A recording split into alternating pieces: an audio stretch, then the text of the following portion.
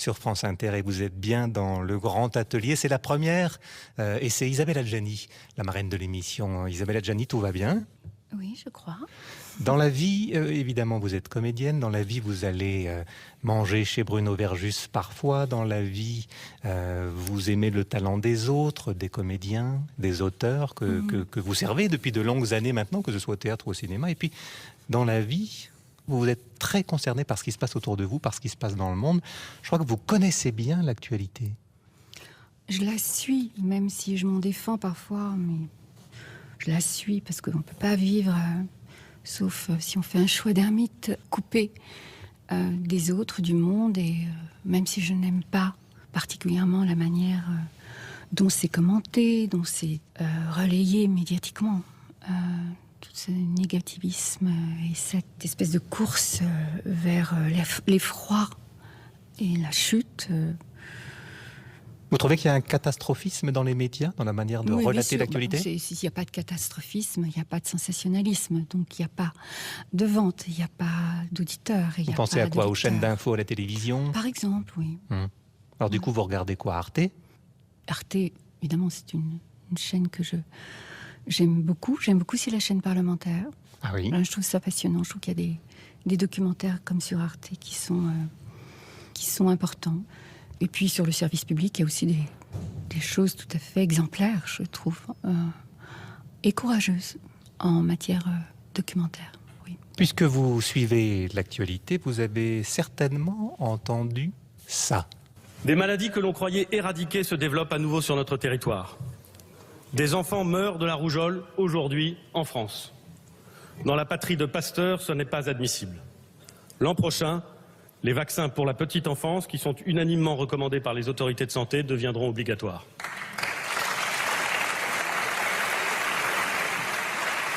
Ça, c'est un extrait du discours de politique générale prononcé par Édouard Philippe le 4 juillet dernier. Et Isabelle Adjani, dans votre grand atelier, vous avez eu l'envie de vous exprimer sur cette campagne de vaccins obligatoires à venir pour la petite enfance. Alors, je vous propose quand même, avant de vous entendre, vous, d'écouter des spécialistes qui n'ont pas forcément la même conception du sujet. Par exemple, l'avis du docteur Gherardi, au micro de Vinciane Lemonnier. Romain Gherardi est professeur de médecine à l'hôpital Henri Mondor de Créteil. Il est neuropathologiste.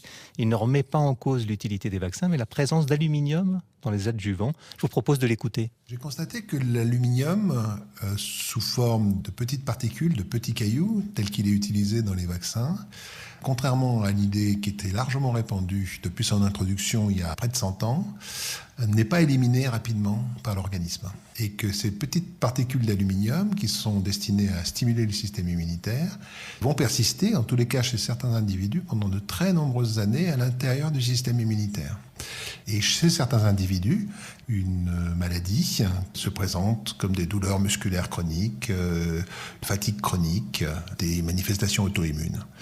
Je tire la sonnette d'alarme depuis un bon moment en disant c'est dangereux d'administrer toujours plus de vaccins contenant ces adjuvants à base de particules d'aluminium parce que le système immunitaire n'a qu'une tolérance limitée à ces adjuvants. L'aluminium en soi est un métal qui est neurotoxique, c'est notoire, admis par tous. Il n'y a aucune sorte de discussion possible sur le sujet. Ce qui était vrai, c'est-à-dire une tolérance qui était probablement acceptable quand on recevait 2 ou 3 vaccins dans sa vie, ne sera plus vrai quand on va avoir 120, 130, 140 vaccins. Il faut actuellement que l'OMS prévoit qu'il va y avoir 120 vaccins qui vont être mis sur le marché dans les années qui viennent. Est-ce qu'on peut faire autrement que de mettre des adjuvants d'aluminium ? Il y a des adjuvants qui sont aussi des adjuvants particuliers à base de phosphate de calcium, qui sont infiniment mieux tolérés que l'aluminium sur le long terme. Moi, je suis plutôt favorable au développement des vaccins multivalents, qui protègent contre 5 ou 6 maladies différentes, et qu'on met qu'une seule valence d'adjuvants. C'est une manière aussi d'épargner le système immunitaire de cet encombrement d'adjuvants inutiles. C'était donc le point de vue de Romain Gherardi qui a sorti un livre en octobre dernier qui s'intitule Toxic Story. Puis je voudrais, Isabelle Adjani, vous faire écouter maintenant l'avis du professeur d'immunologie pédiatrique et chercheur en biologie, Alain Fischer. Il y a aujourd'hui 11 vaccins recommandés pour les petits-enfants. Ces 11 vaccins correspondent donc à des protections contre des infections potentiellement très graves qui peuvent être mortelles, certaines formes de méningite, les coqueluches chez les bébés, l'hépatite virale plus tard dans la vie, la rougeole, et donc ces vaccins sont efficaces. La vaccination, comme tout acte médical, comporte des risques. Mais ceux-ci ont été très largement évalués. La vaccination n'est pas récente. Je rappelle que pour les vaccins qui sont utilisés actuellement, tétanos par exemple, ou la diphtérie, a été rendu obligatoire avant la guerre. Et les autres vaccins sont pratiqués depuis 20, 30, 40 ans dans France et dans le monde entier.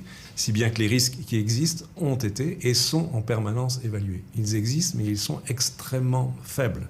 Et puis, pour certains vaccins, de façon exceptionnelle, il peut y avoir des complications. Il a été décrit pour un vaccin contre la grippe, une complication qui s'appelle la narcolepsie, où les gens tombent dans le sommeil brutalement. C'est extrêmement rare. Si bien qu'au total, la balance entre les bénéfices qui sont considérables et les risques qui sont minimes fait que cela explique que dans tous les pays du monde, l'ensemble de ces vaccins sont recommandés, fortement recommandés, ou rendus obligatoires si nécessaire, pour l'ensemble de la population. Alors Isabelle Adjani, vous avez entendu ces deux points de vue divergents sur la campagne de vaccination à venir, sur les dangers des vaccins. Presque pas assez divergents. Bien sûr, l'aluminium est un toxique qui ne devrait pas exister comme adjuvant dans les vaccins. Mais ce qui me frappe, c'est d'entendre le professeur Alain Fischer, président du comité de vaccination, omettre de préciser qu'il est en lien étroit avec le laboratoire Sanofi, dont il a reçu en 2013 le prix Sanofi Pasteur, par exemple. Tout comme le ministre de la Santé, Agnès Buzyn, qui, elle, était au conseil d'administration, au board, de deux laboratoires très impliqués dans les vaccins, Novartis et Bristol Myers Squibb. Moi aussi, j'ai mes fiches, désolée. De 2009 à 2011, je voudrais comprendre comment des gens qui ont un intérêt, on va dire, d'ordre financier dans ces décisions, peuvent intervenir comme des boucliers humains qui protègent notre santé. Alors, se référer à Pasteur, comme l'a fait le Premier ministre, est une bien mauvaise idée. Il faudrait lire un livre qui s'appelle « En finir avec Pasteur », qui a été écrit par le docteur Éric Ancelet, où on va découvrir peut-être pour la plupart des gens que Pasteur n'est pas celui qu'on croit. Et peut-être aussi acheter, moi ça je le recommande aux parents, un livre de Sylvie Simon, qui était une journaliste médicale remarquable, qui a fait preuve d'un courage vraiment de résistante, qui a écrit Les vaccins, ce que l'on nous cache sur les effets indésirables, et citer, je me réfère à nouveau au Premier ministre, la rougeole comme étant... un danger. Plus qu'un danger, un danger absolu, si on l'entend. Manque de chance, par exemple, cette année en Suisse, la rougeole a fait sa première victime depuis 2009, mais cette victime était vaccinée, par exemple. Il y a eu aussi cette épidémie d'oreillons à l'université d'Harvard l'année dernière. 99% des personnes infectées étaient vaccinées. Même topo pour cette épidémie de coqueluche en 2014. Et puis aussi nous dire que la vaccination est obligatoire dans le monde entier. Ah bon ? Ah, étonnant. En Allemagne, en Autriche, en Angleterre, aux Pays-Bas, en Suisse, en Espagne, en Finlande, en Islande, au Luxembourg, en Norvège, en Suède, l'obligation vaccinale a été levée. C'est étonnant ça, non ? Vous ne trouvez pas ?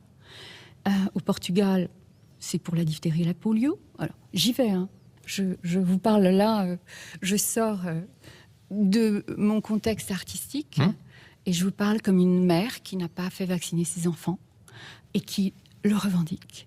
Vous n'avez pas fait vacciner vos enfants, Non. Isabelle Adjani ? Non, absolument pas. Depuis que j'ai découvert la grande démarche propagandiste de l'industrie pharmaceutique, des laboratoires, pour ramener cet argent sur le dos de la santé des gens, eh bien, j'ai mis en acte réel mes convictions. Sans que vos enfants ne rencontrent de maladies particulières. Non, ils vont très très bien. Et ils sont, ils ont un suivi. On y croit pas, mais phyto, homéo Et mon jeune fils de 20 ans, n'a jamais pris d'antibiotiques de sa vie. Et, Vous êtes radical. Je ne suis pas radicale. J'ai eu des parents qui ont été surmédicalisés, surtraités chimiquement, et dont je peux dire qu'ils en sont à moitié morts. Enfin, disons qu'il y a 50% de leur déclin physiologique, biologique, qu'ils doivent à la médecine allopathique. Moi-même, j'ai été traitée très tôt aux antibiotiques, absolument surdosée. Il m'a fallu des années pour me nettoyer de ça. Et j'ai fait mon apprentissage moi-même. Je suis parfaitement, évidemment, autodidacte. Alors, certains peuvent prendre leurs aises et me taxer d'ignorante. Mais moi, ce sont plutôt ceux qui savent et qui nous prétendent ignorants. Je parle des gens qui pensent comme moi et qui militent comme moi contre cette nouvelle loi. Parce qu'elle nous met en danger? Parce qu'un nourrisson n'a pas son système immunitaire suffisamment développé pour pouvoir lutter contre l'inoculation de 11 maladies. Parce que qu'est-ce que c'est un vaccin? C'est une maladie qu'on vous inocule. Comment va-t-il lutter contre ces 11 maladies? Pour moi, c'est vraiment une façon de détériorer, pour ne pas dire de détruire, l'éclat biologique d'un être dès sa naissance. Il s'agit d'un mensonge scientifique qui joue sur la peur des gens. Et moi, j'ai vraiment décidé dans ce domaine de ne pas avoir peur. Pourtant, Alain Fischer dit que cette position que vous tenez, ou qui est également celle que l'on a entendue du professeur Gherardi, est trop anxiogène. C'est l'adjectif qu'il emploie. Mais ça, c'est une façon de fabriquer de l'angoisse, de dire que c'est anxiogène. Les gens ne peuvent pas être rassurés s'ils ne savent pas. Ils ne peuvent pas imaginer même qu'on puisse leur mentir. Et on n'a pas d'autre choix que de s'informer. Et la responsabilité, évidemment, revient à chacun. Mais moi, cette responsabilité-là, je l'ai prise depuis longtemps. Et j'ai fait faire des faux pour mes enfants, pour les écoles, pour tout ce qui, administrativement, m'obligeait, entre guillemets. Et si vous voulez, pour clore ce plaidoyer, je vous dirais que c'est un crime contre l'immunité qui probablement dans les 20, 30, 40, 50 prochaines années serait appelé un crime contre l'humanité. Vous allez jusque-là? Oui, en toute conscience. Eh bien voilà, c'était l'humeur, la position, le coup de gueule dans ce premier grand atelier d'Isabelle Adjani qui, je pense, ne s'était pas encore exprimé comme ça sur ce sujet de la campagne de vaccination à venir pour les tout petits. On continue le grand atelier ?